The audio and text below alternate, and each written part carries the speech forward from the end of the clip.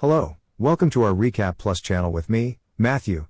Today we will watch a recap movie called Luther, released in 2010. This is a spoiler content video, so please turn on the subtitle and let's start the story. The movie begins with Callum, who receives a threatening call. The caller insists that Callum must meet them immediately, or they will send a compromising video to his mother. On his way, Callum encounters a person lying on the road and another unconscious in a car. Being a coward, Callum immediately contacts the police to report what he's witnessed. Still, he decides to approach the car and finds an unconscious woman inside. However, a sudden turn of events. The following morning, the police are clearing the crime scene from the previous night. Detective John Luther is among them. The police discover a deceased woman at the scene, and Callum seems to have been kidnapped.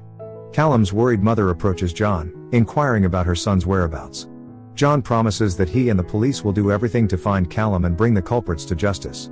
Similar incidents have occurred over the past 11 years. The next day, Robbie, a man with a vendetta, orchestrates a plan to expose John's faults and have him prosecuted. He is determined to see John behind bars at any cost.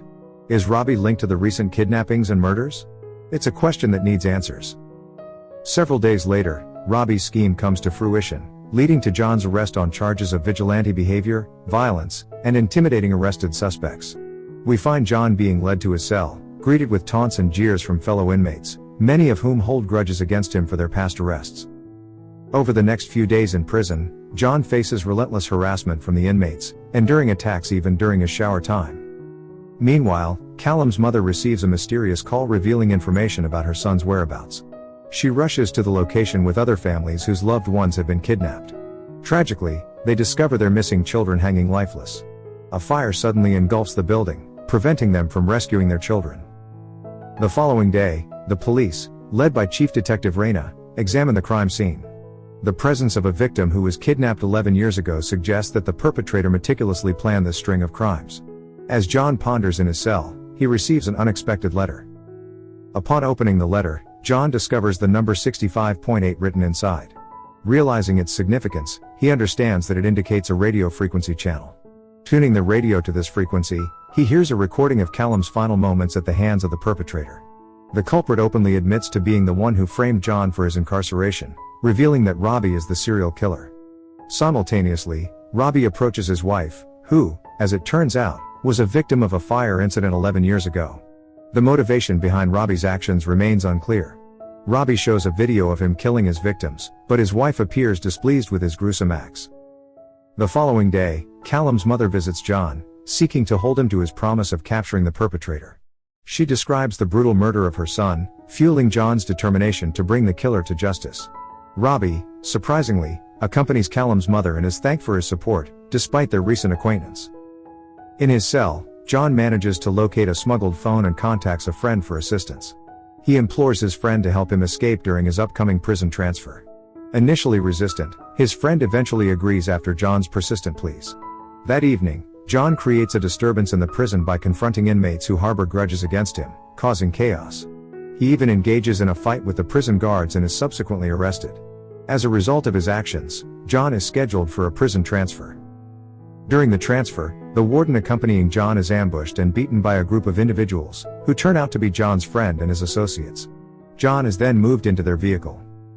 The following day, John initiates his investigation by locating the radio station broadcasting on the frequency 65.8. Meanwhile, Reyna, the detective, contacts Martin, John's former boss, seeking assistance in capturing John.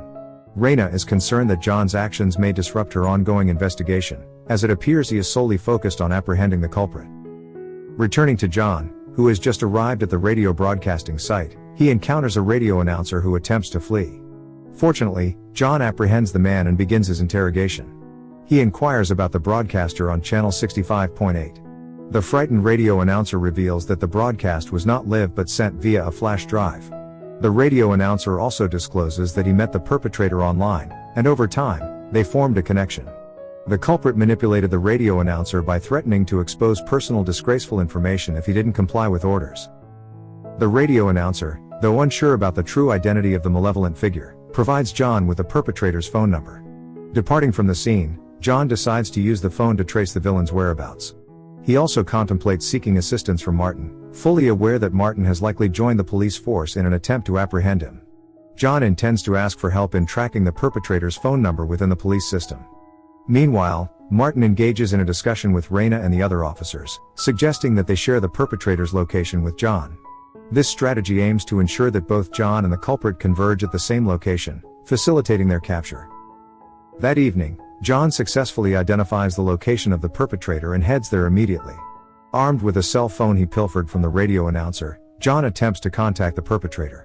Eventually, he locates Robbie, the perpetrator, but is confronted when Robbie takes someone hostage. Simultaneously, Raina and the police make an attempt to apprehend both John and Robbie. However, chaos ensues as several individuals fall from the top of a building. Exploiting this distraction, Robbie seizes the opportunity to escape, with John in pursuit. Their pursuit leads them to a tunnel, where John eventually manages to subdue Robbie despite sustaining an abdominal wound. However, the police arrive at the scene and move to arrest them both. In response, John and Robbie make the decision to flee. Following their successful escape, Robbie contacts Sueb, the deputy detective within the police force, and coerces him into eliminating John. Robbie threatens to expose Sueb's immoral videos to his family if he fails to comply. It becomes evident that Robbie targeted individuals who had confided in him online, discovering their disgraceful secrets and using them for extortion. Half an hour later, John contacts Martin and instructs him to activate a loudspeaker. He explains that the victims had likely formed connections with the perpetrator online, believing them to be confidants. Subsequently, the culprit exploits their vulnerabilities to blackmail them, a pattern experienced by the radio announcer. John highlights that the fear of public humiliation outweighs the fear of death, leading people to make desperate choices. The scene shifts to a teenager named Anya, who is home alone. She receives a call from Robbie, who has sinister intentions to kidnap her. Meanwhile, at the police station, Martin verifies the accuracy of John's claims. Through information gleaned from the victims' phones, it becomes evident that nearly all of them had encountered the perpetrator via the internet. The perpetrator introduced himself to the victims using different names. However, he once told his victims that his wife had experienced a fire incident at Eccleston Square Hotel 11 years ago.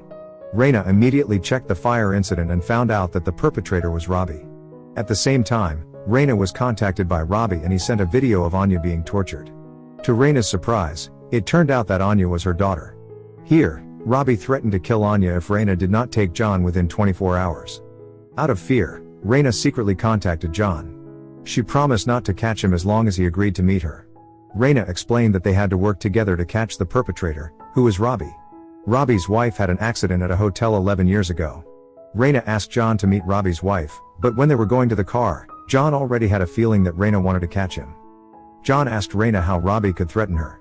Raina revealed that Robbie had kidnapped her daughter and she didn't want anything bad to happen to her. John tried to explain that even if Raina complied with all of Robbie's orders, he would still finish Anya off. The only way to save her was to catch Robbie before it was too late. In the end, Raina realizes this and rushes to meet Robbie's wife. Once there, Raina and John begged Robbie's wife to tell them where Robbie was and what his real motive was. Robbie's wife told them that Robbie used to be addicted to the internet so much that he often ignored his wife. Robbie's wife asked for a divorce, which led to Robbie burning her 11 years ago. After that incident, Robbie turned into a psychopath. Even in the past month, he has kidnapped dozens of people to make videos. Robbie's wife also revealed that he was heading to Norway. Raina immediately returned home to prepare a passport, while John contacted Martin for help. Sueb, who knew that Raina was going to Norway, immediately reported it to Robbie. Here, Robbie was sure that his wife had leaked the information. Robbie asked Sueb to finish off his wife and promised not to bother him again. However, when Sueb arrived at Robbie's wife's place, he was shocked to find Martin and some police officers there. Martin had previously been asked by John to look after Robbie's wife. It turned out that Sueb had been conspiring with the perpetrator. Fearing that his shame would be spread by Robbie, Sueb chose to die. The scene transitions to John and Raina, who are making their way to a location provided by Robbie's wife. Due to the terrain, they are forced to travel on foot. During their journey, John stumbles upon a grim sight, a pile of frozen corpses. When they reach a large house, Raina is initially horrified, believing she has found her daughter's lifeless body among the victims. Meanwhile, John continues in his quest to locate Robbie. Raina eventually comes to the realization that the body she saw wasn't her daughter's. She is then suddenly attacked by one of Robbie's associates. On the other hand, John is unexpectedly ambushed by Robbie, who appears from behind. They are both captured and brought together, as Robbie plans to broadcast live to his online followers. Robbie has been monetizing his dark website by profiting from his viewers, and this gruesome endeavor serves as both a hobby and a lucrative venture. He presents Raina with a grim ultimatum to secure her daughter's safety and coerces John into complying with his demands, threatening them with dire consequences. As John contemplates his next move, he realizes that complying with Robbie's orders will only embolden the psychopathic kidnapper. John decides to bluff, claiming that the police will trace the audience's IP addresses and ensure their arrest. This bold threat prompts Robbie's audience to disconnect out of fear. John further exploits Robbie's psychological vulnerabilities, aware that Robbie suffers from anxiety disorders. He leverages his knowledge of Robbie's weaknesses, acquired from Robbie's wife, to manipulate and frighten him.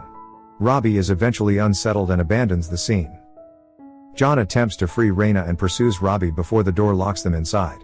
A frantic chase ensues, leading to the discovery of multiple hostages previously abducted by Robbie. Nonetheless, Robbie escapes in his car, with John in hot pursuit.